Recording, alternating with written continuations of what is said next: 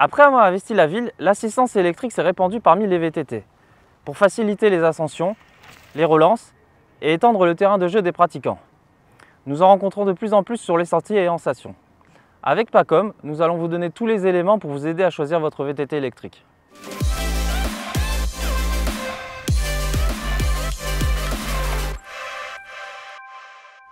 Comme pour un vélo électrique de ville, ce qui différencie le VTT électrique du VTT standard est la présence d'un moteur, d'une batterie et d'une console.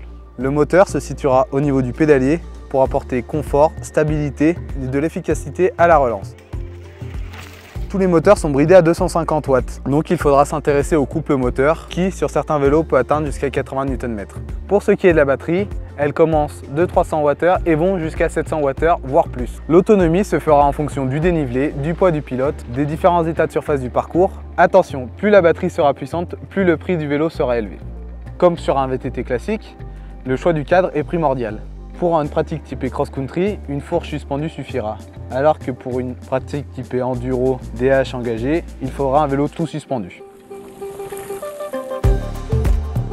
Pour ce qui est des suspensions, pour une pratique cross-country, nous pouvons aller jusqu'à 140 mm.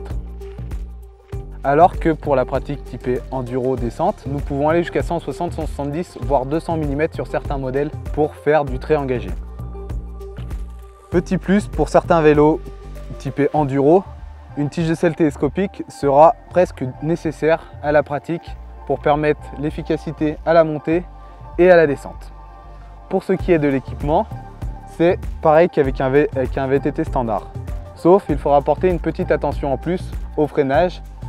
Par rapport au VTT électrique, la différence est qu'il est un poil plus lourd. Des pneus en 27,5+ avec une grosse section apporteront beaucoup de confort et d'efficacité au pédalage. Pour quelqu'un qui commence à être expérimenté un peu plus, des roues en 29 pouces, donc un peu plus grandes, seront mieux car elles apporteront stabilité, vitesse dans les chemins rapides, mais encore précision au pilotage.